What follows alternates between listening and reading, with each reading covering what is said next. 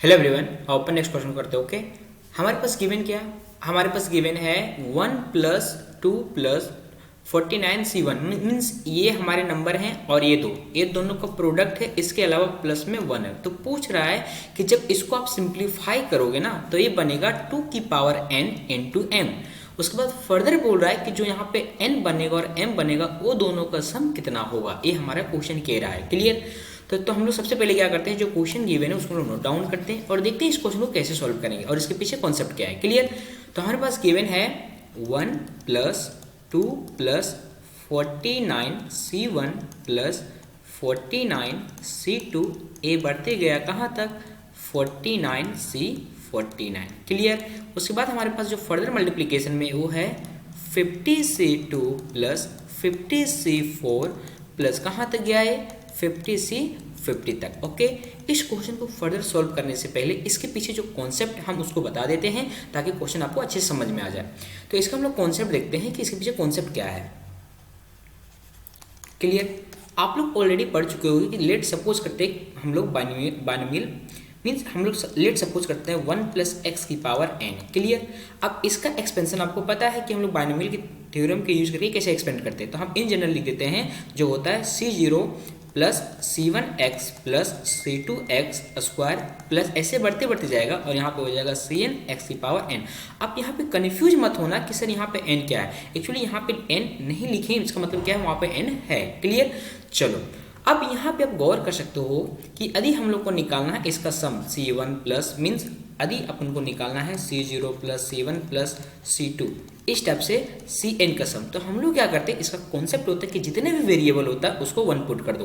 Means यहाँ पे variable क्या है x है, तो इसके जगह पे हम लोग 1 पुट करेंगे तो इस पूरे का सम निकल जाएगा। तो हमारे पास क्या हो जाएगा जब 1 पुट करेंगे तो 1 प्लस 1 की पावर n, तो ये हो जाएगा हमारे पास 2 की पावर n। तो आपको एक चीज़ दिमाग में रखना है कि सारे जो बाइनोमियल कोफिशिएंट का सम होता है वो होता है 2 की पावर n। हम यहाँ पे अंडरलाइन करके लिख देते हैं C2 ऐसे बढ़ते बढ़ते Cn इज इक्वल टू 2 की पावर n। क्लियर? चलो, और यदि हम लोग को निकालना है और बाइनोमियल कोफिशिएंट का सम या फिर इवन बाइनोमियल कोफिशिएंट का सम, तो उसको हम लोग कैसे निकालेंगे वो भी हम यहाँ पे बता देते हैं। देखो, जब और बाइनोमियल कोफिशिएंट का सम बोलेगा इसका मतलब वो बोलता है C1 plus C3 plus C5 plus कहाँ तक C और नंबर तक रहेगा। क्लियर? ये और ए नंबर हो गया और बी नंबर में बोलेगा इवन बाइनोमियल कोफिशिएंट का सम means C0 plus C2 plus C4 इसका सम बोलेगा। क्लियर? तो ये दोनों का सम कैसे निकालेंगे उसको देखो जरा। क्या है यहाँ पे इस इक्वेशन में यदि हम लोग x यहाँ पर -1 पुट करते हैं, x यहाँ पे -1 पुट करेंगे तो हमारा क्या होगा ना, जो ये वाला टर्म यहाँ पे नेगेटिव आ जाएगा। इसी टाइप से मीन्स जहाँ जहाँ x की पावर ऑड होगा वहाँ वहाँ माइनस आ जाएगा। क्लियर? तो हम लोग पुट करते हैं, तो पुट करते हैं putting x is equal to -1, तो हमारे पास बन जाएगा 1 माइनस 1 की power n is equal to C0 minus C1 plus C2 minus C3 plus C4 ऐसे बढ़ते चला जाएगा। क्लियर? तो हमारे पास बन जाएगा 1 माइनस 1 कितना हो जाएगा 0, तो हमारे पास बन जाएगा C0 minus C1 plus C2 minus C3 plus C4 ऐसे बढ़ते बढ़ते हमारे पास बन गया 0। क्लियर? अब इसको हम लोग मान लेते हैं इक्वेशन नंबर 2। ऐसा क्यों कर रहे हैं अभी आपको समझ में आ जाएगा। इसको हम लोग मान लेते हैं इक्वेशन नंबर 1। अब हम लोग क्या करते हैं, इक्वेशन 1 और 2 को ऐड करते हैं। जब इक्वेशन 1 और 2 को ऐड करेंगे तो हमारे पास क्या बन जाएगा, जो हमारे पास ये नेगेटिव वाला टर्म है ना वो एक दूसरे को कैंसिल कर देगा और ये टर्म हमारा ऐड होकर 2 बन जाएगा। मतलब ये हो जाएगा हमारे पास 2 into C0 plus 2 into C2 plus 2 into C4 ऐसे बढ़ते हुए चला जाएगा। इज इक्वल टू क्या हो जाएगा हमारे पास हो जाएगा 2 की पावर n, क्योंकि ये 0 है, 0 का ऐड करने से कोई फर्क नहीं पड़ेगा। तो हम लोग क्या करते हैं पूरे से 2 को कॉमन निकालते हैं, तो हमारे पास बन जाएगा यहाँ पे 2 कॉमन निकालेंगे तो C0 plus C2 plus C4 ऐसे हो जाएगा इक्वल टू 2 की पावर n। और जब हम लोग इसको डिवाइड करेंगे तो हमारे पास बन जाएगा यहाँ पे ये बन जाएगा C0 plus C2 plus C4 ऐसे बढ़ते बढ़ते 2 की पावर n-1। क्लियर? ये हमारा हो गया इवन बाइनोमियल कोफिशिएंट का सम। क्लियर? और सिमिलरली यदि हमको ऑड का निकालना रहेगा तो हम लोग क्या करेंगे ना, जो इक्वेशन 1 है उस इक्वेशन 1 में इक्वेशन 2 को सब्ट्रैक्ट कर देंगे। क्लियर? तो हम लोग जब उसको सब्ट्रैक्ट करेंगे एक ऐसे बना है, एडिंग से बना है, एडिंग इक्वेशन 1 एंड 2। क्लियर? और यदि हम लोग क्या करते हैं सब्ट्रैक्ट करते हैं, सब्ट्रैक्टिंग इक्वेशन 1 बाय इक्वेशन 2, तब हमारे पास बन जाएगा C1 plus C3 plus C5, बढ़ते बढ़ते यहाँ पे पहुँच जाएगा 2 की power n-1। Okay, in short आपको ये दिमाग में रखना है। इन शॉर्ट हम लिख देते हैं पॉइंट नंबर 1 जो आपको दिमाग में रखना है कि सम ऑफ बाइनोमियल कोफिशिएंट जो होता है वो होता है, just a second, sum of जो बाइनोमियल कोफिशिएंट होता है वो होता है 2 की पावर n। क्लियर। यहाँ पे एक चीज गौर करने वाली बात ये है कि ये टर्म ऑलवेज जीरो से स्टार्ट हो रहा है, ऑलवेज जीरो से। और हमारा पॉइंट नंबर 2 ये दिमाग में रखना है कि सम ऑफ जो इवन बाइनोमियल कोफिशिएंट होता है जस्ट लाइक दिस, ये ऐसे बढ़ते बढ़ते और ये दोनों का सम इक्वल होता है और किसके बराबर होता है, ये होता है 2 की पावर n-1। बस आपको ये दोनों चीज़ दिमाग में रखना है। क्लियर। चलो अब ये दोनों कॉन्सेप्ट से हमारा क्वेश्चन बन जाएगा। तो हमारे पास जो क्वेश्चन है उसको हम लोग लेते हैं।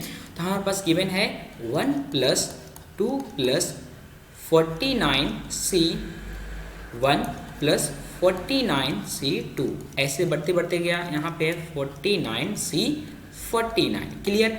और इनटू में हमारे पास है 50C2 + 50C3, ए बढ़ते बढ़ते हमारे पास गया 50C, जस्ट सेकेंड, यहाँ 3 नहीं है, यहाँ पे 4 है, यहाँ पे 50C4 है और यहाँ पे 50 है। क्लियर।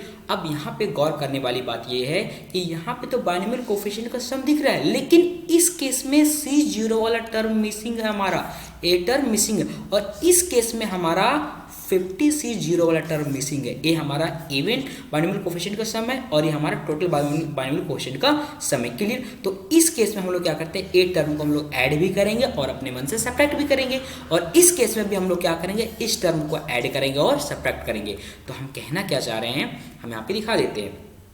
तो 1 + हम लोग लिखेंगे 2 + हम लोग अपने मन से ऐड करेंगे और अपने मन से सब्ट्रैक्ट करेंगे। हम लोग ऐड करेंगे तो यहाँ पे हो जाएगा 49C0 + 49C1 + 49C2, ए बढ़ते बढ़ते चला जाएगा हमारे पास 50C50। ये अपने मन से हम लोग ऐड किए हैं तो हम लोग यहाँ पे इसको सब्ट्रैक्ट भी कर दे रहे हैं। क्लियर। अब यहाँ पे फर्दर हम लोग क्या कर रहे हैं, अपने मन से ऐड करेंगे 50C0 + 50C2 प्लस बढ़ते बढ़ते जाएगा हमारे पास 50C50 और हम लोग इसको सब्ट्रैक्ट भी कर देंगे। क्लियर। चलो अब ये हमारे पास क्या बन गया, सम ऑफ बाइनोमियल कोफिशिएंट क्या होता है 2 की पावर n, और n की जगह क्या है 49। तो हम लोग इसको लिखते हैं तो हो जाएगा 1 + 2 + 2 की पावर 49, और इसकी वैल्यू कितनी होती है, इसकी वैल्यू होती है 1। आप एक चीज़ याद रखना दिमाग में, वो ये है कि NC0 = NC होता है और इसकी वैल्यू 1 होती है। क्लियर। चलो तो इसकी वैल्यू हो जाएगी हमारे पास 1, तो -1 होगा, इनटू यहाँ पे हो जाएगा सम ऑफ इवन बाइनोमियल कोफिशिएंट का सम कितना होता है, हम ऑलरेडी यहाँ पे निकाल के दिखा चुके हैं आपको। आप यहाँ पे देख सकते हैं कि 2 की पावर n-1 होता है, तो हम लोग n की जगह 50 प्लग कर देंगे, क्योंकि हमारे पास यहाँ पे n की जगह क्या है 50, तो हमारे पास हो जाएगा 2 की पावर 50 - 1। क्लियर। और यहाँ पे इसके लिए क्या हो जाएगा, -1 हो जाएगा, तो -1। क्लियर। हम लोग फर्दर सिंप्लीफाई करते हैं इसको, तो हमारे पास ये बन जाएगा 1 + और इसमें एक चला जाएगा तो बचेगा 1, तो 2 की पावर यहाँ 49 है, 9 नहीं है, 2 की पावर 49। क्लियर। और +1 और यहाँ पे हो जाएगा इनटू में 2 की पावर 49 और यहाँ पे -1। क्लियर। अब यहाँ पे गौर करके देख सकते हो, यहाँ पे एक फॉर्मूला बन रहा है a + b और a - b। यदि आपको पता नहीं है तो हम यहाँ पे मेंशन कर देते हैं, a + b × a - b = होता है a² - b²। क्लियर। तो यहाँ पे हम लोग इसका यूज करेंगे तो हमारे पास बन जाएगा 1 + 2 की पावर 49 पूरे का होल स्क्वायर -1 का होल स्क्वायर। तो ये बन जाएगा हमारे पास 2 की पावर, ये दोनों आपस में मल्टीप्लाई हो जाएगा तो हमारे पास बनेगा यहाँ पे 2 की पावर 98, और यहाँ पे ऑलरेडी +1 है और यहाँ -1, ये दोनों मिलके 0 बन जाएगा, तो हमारे पास बचेगा यहाँ पे 2 की पावर 98। अब हमारे पास गिवन है, वो कह रहा है कि इसको ना लिखा हुआ है, कैसे लिखा हुआ है, 2 की पावर n × m ऐसे लिखा हुआ, तो हम लोग इसको कैसे लिख सकते हैं, 2 की पावर 98 इंटू 1, क्योंकि हमारे पास वहाँ पे बोला है कि m क्या है, एक ऑड नंबर है। क्लियर, और 1 हमारा ऑड नंबर है। इसका मतलब ये हुआ जब इसको हम लोग इससे कंपेयर करेंगे तो हम लोग बोल सकते हैं कि n इक्वल टू हमारे पास 98 है और m इक्वल टू हमारे पास 1 है। Clear, let me check once more. हाँ बिल्कुल हमने सही लिखा है।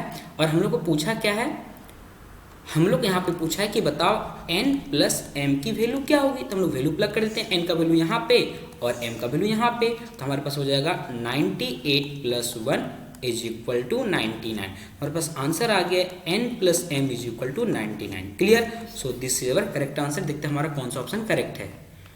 तो ये हमारा इंटीजर टाइप क्वेश्चन है, तो हमारा आंसर आ जाएगा 99। ओके, चलो बाय बाय।